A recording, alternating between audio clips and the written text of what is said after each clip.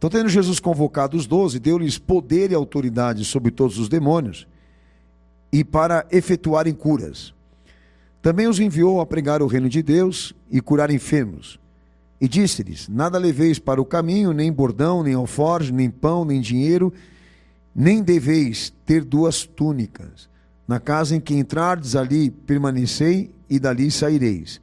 E onde quer que não vos receberem, ao sairdes daquela cidade, sacudi o pó dos vossos pés em testemunho contra eles. Então, saindo, percorreram todas as aldeias, anunciando o evangelho e efetuando curas por toda a parte. Bem, o Senhor me deu aqui esse texto para ser trabalhado para os irmãos, e nós temos aqui a convocação do nosso Senhor em relação a quem Ele entendia que era escolhido para ser seu discípulo. A gente sabe que há essa indicação ali no Evangelho do Senhor, de que Ele tenha feito isso pessoalmente, o que eu quero dizer, escolhido pessoalmente cada um ali, amém? Já os outros a gente não tem essa certeza, principalmente daqueles que ficaram, amém? Mas o fato mais importante do que eu vou pregar hoje aqui é que essa convocação para gerar discípulos ali na atividade messiânica de Jesus é um padrão do que a gente entende pela igreja.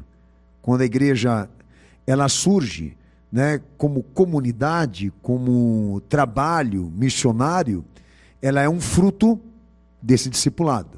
Então a estrutura dessa liderança foi formada pelo Senhor e capacitada por Ele para entrar, obviamente, ali na dispensação do acontecimento do Espírito, da ressurreição do Senhor e dos primeiros passos das missões daquela igreja. O fato é que nessa convocação, o Senhor, em fase preparatória de formação e consagração desses homens, deixa claro aí que Ele delegou certo poder e autoridade a esses homens, que eu queria entender com os irmãos, já preguei sobre isso, mas entender não só o que está na palavra, mas o que Deus está querendo falar aqui hoje, tá? E identificar esse problema aqui, que obviamente pode ser que de um para outro mude de nível, de realidade, mas por incrível que pareça, né, por mais que sejam variados as complexidades do homem, daquilo que ele pensa, daquilo que ele sente, a direção é a mesma. Porque eu vou falar aqui. Por mais que o Senhor tenha dado à igreja a promessa desses benefícios da graça, que Ele cumpriu com a vida dele, nada é nosso aqui. Nada é nosso. Por mais que a salvação tenha da parte dele vindo para todos, ela não pode ser tratada de maneira individual ou individualista. Porque é dele, não é nosso. E obviamente muito mais para mim, falo isso aqui em cima desse púlpito, antes de você, que já estou há anos trabalhando dentro dessa igreja, e sempre me lembro, e reconheço essa realidade. Uma oportunidade foi aberta a nós, da parte de Cristo, e nós temos que saber nos comportar diante do chamado, diante do acontecimento. E por quê? Porque qualquer tipo de violência, fraude, do que diz respeito a Ele e a sua vontade, nós vamos ter complicação aqui. Então eu queria já entrar no mérito disso. Que nos nossos dias, a autoridade e poder do que diz respeito ao Evangelho se tornou um comércio.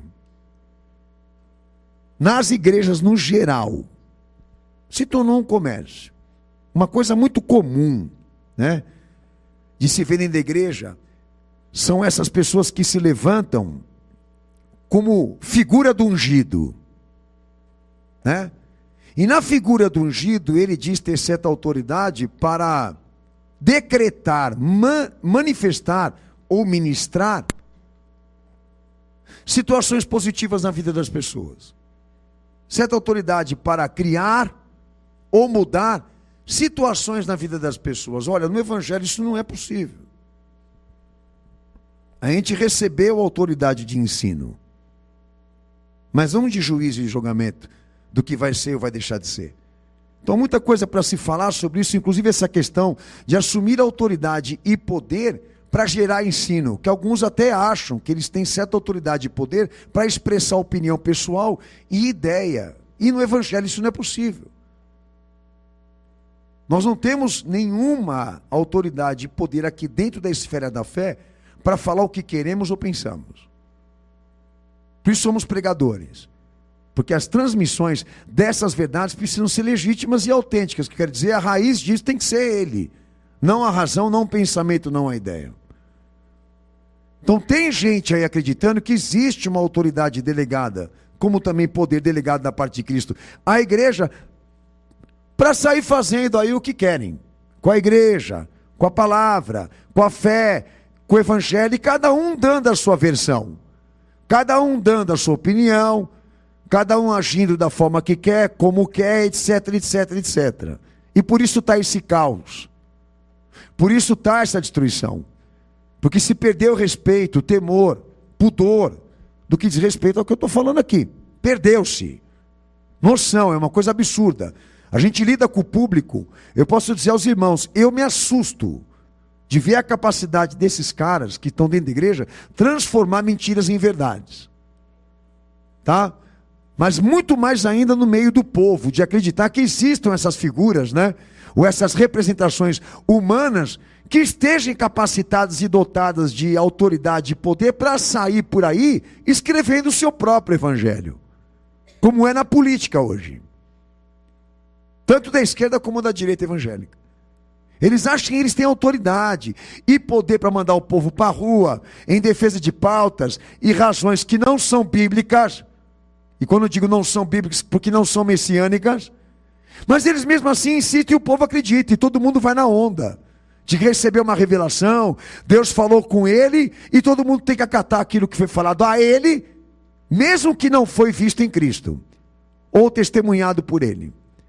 Então esses absurdos que acontecem constantemente lá fora, e de repente pode ser que aqui não tanto, mas a questão aqui é essa: será que nós entramos para a graça, para o chamado da misericórdia, com boas intenções? Ou aí existe aí, para um e para outro, essa tendência de querer ter o controle?